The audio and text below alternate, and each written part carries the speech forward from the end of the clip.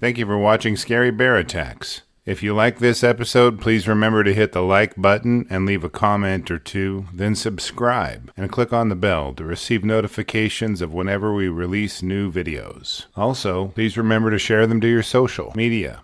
Welcome back to Scary Bear Attacks.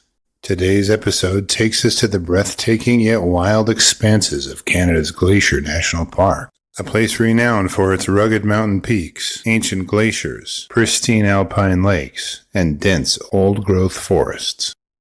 On the backside of Cougar Mountain lies Cougar Valley. Elevated a little higher than 6,000 feet, this sparsely forested valley has steep, rocky mountainsides and snow a good portion of the year. In midsummer, the weather is typically pleasant with cool, crisp mornings and mild afternoons, although conditions can change rapidly in the high mountain environment. The combination of altitude, unpredictable weather, and the untamed character of the park creates both an inspiring and inherently hazardous setting for hikers. In the forests of lodgepole pine, Douglas fir, and aspen trees, you will find elk, deer, and moose hiding in the willows and mountain laurel bushes. Dense patches of blueberry, cranberry, and serviceberry dot the banks of most bodies of water. The peaks are the chosen terrain for mountain goats and sheep. Predators here include coyotes, wolves, lynx, black bears, and a growing population of grizzly bears. On July 25, 1976, 24-year-old Barbara Chapman and her 23-year-old fiance, Andrew Stepniewski, were hiking into Cougar Valley for a day hike together. Barbara was a Glacier National Park employee, and Andrew worked 3 hours away at Jasper National Park as a naturalist. Initially, the two lovebirds had planned to climb nearby Mount Sir Donald, but bad weather forced them to change their plans. The Cougar Valley was a location neither of them had visited, so they agreed to spend the day hiking and climbing there. Now, Andrew was a very experienced climber and had survived a severe car accident that claimed the life of two companions and made it through falling into a 50-foot crevasse while descending Mount McKinley. Though his cheek was broken, he made it out to continue his dangerous adventures. Barbara, whose life was intertwined with her love for the outdoors, was an avid hiker and nature enthusiast, drawn to the raw beauty and challenge of Glacier National Park.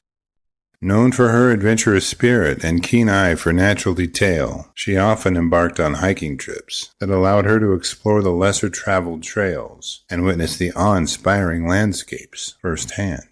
On that warm summer day, as the trails of Glacier National Park beckoned with promises of serenity and discovery, Barbara and Andrew set off into the forest.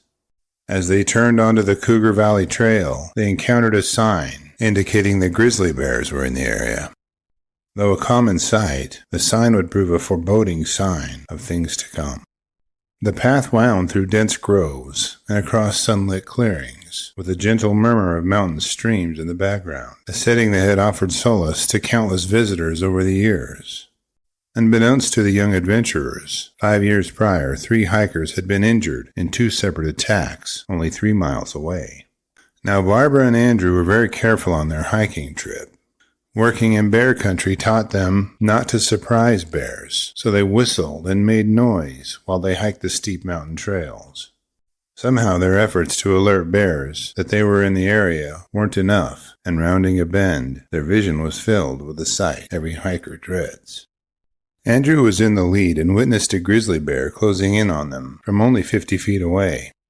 He knew the bear would be on him before he could react, but was frozen in indecision and fear. As if in slow motion, Andrew's mind raced, but his movement slowed as the bear lunged at him. In a movement so powerful and fast, the grizzly sliced his scalp from the top of his head before his training kicked in and he fell to the ground, playing dead. As the bear stood over him, assessing any threat potential he posed, Andrew realized he wasn't dead. He reminded himself to remain still and struggle to control his fear and desire to run. He heard the chuffing bear pad a few yards away toward Barbara. Andrew swiveled his head to where he could see Barbara and the bear. He saw Barbara take her camera and begin a throwing motion toward the bear before the grizzly slammed her to the ground. Barbara let out panicked and muffled screams for a few seconds, and then only the labored breathing and chuffing of the grizzly could be heard. The grizzly bit onto Barbara's limp body and began dragging her down the slope. Without his glasses, Andrew was legally blind, so the fact they were shattered in the attack didn't help his case. He tried to see what was going on, but everything was a blur. Knowing he had to get help, not only for himself, but for Barbara as well, he began staggering down the mountain toward the trailhead. Although his injuries were serious, his focus guided him 1.5 miles without fail. As soon as Andrew arrived on the trailhead and made his way to the highway, he collapsed from exhaustion before a vehicle pulled alongside. He stuttered that his girlfriend was up on the mountain and that he thought she was dead, as the motorist tried to slow the bleeding from his wounds. With blurry, uncertain images flashing around him, Andrew shook from shock as his rescuers drove him to the hospital. In the attack that lasted only seconds, the grizzly had tattered his jacket and tore away much of his clothing, exposing him to the cool temperatures. Once he arrived at the hospital, medical responders assessed him as they cleaned and closed his wounds. The right side of Andrew's head had borne the brunt of the attack, and he was left with a brain injury that paralyzed the left side of his body.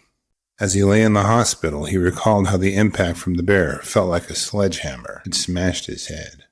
Once he was transferred to Kamloops, Andrew began to feel twinges on his left side.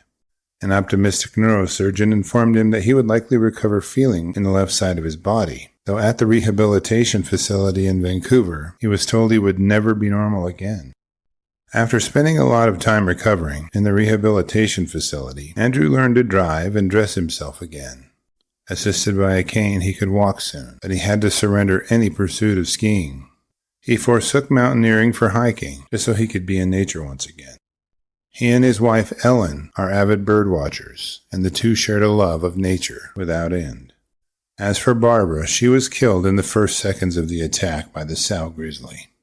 The mama bear was protecting her cubs, but did so in such a relentless fashion that she and her 3 cubs were tracked down and killed. The bear's apparent motives for the attack were the protection of herself and her cubs. She wasn't guarding a cached animal carcass, but her 3 cubs were beside her during Barbara's fatal attack. Speaking of cubs, our Cub Tier membership on Patreon, linked below, will give you ad-free early access to our episodes, and the $3 per month will go a long way in helping me continue to produce educational and entertaining content like this. Glacier National Park is home to both black bears and grizzly bears, with their ranges extending across vast tracts of wilderness.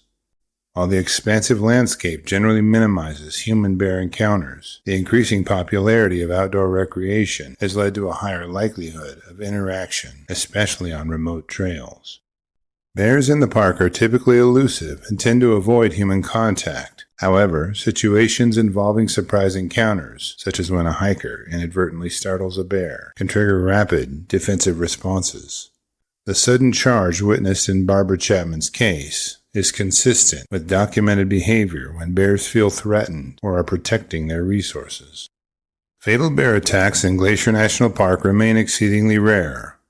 Nevertheless, incidents like this one underscore the need for strict adherence to safety guidelines and the importance of being aware of one's surroundings when venturing into the wild. The survival of Barbara's companion, who successfully played dead, is a notable example of a response strategy that has, in other documented cases, reduced the likelihood of a fatal outcome. After examining the facts surrounding this episode, I'm left with a few questions for you. Why do you think the grizzly left Andrew to kill Barbara? Would bear spray have changed the outcome of this attack? Did the fact that the sow began to drag Barbara's body down the slope indicate this attack had a predatory aspect to it? I will gladly read and respond to your thoughts, so post them in the comments section below, and let's talk about it. Thank you for watching Scary Bear Attacks. If you've enjoyed this episode, please consider clicking on the like button and clicking on the bell icon. We'll help you know when we post our new episodes. Posting our video links to your social media profiles furthers awareness, and it's fun. We slashed our prices in our merch store, linked below, so check out the bargains there while you shop. As a member of our human community, remember to adventure bravely and be careful out there, especially in bear country.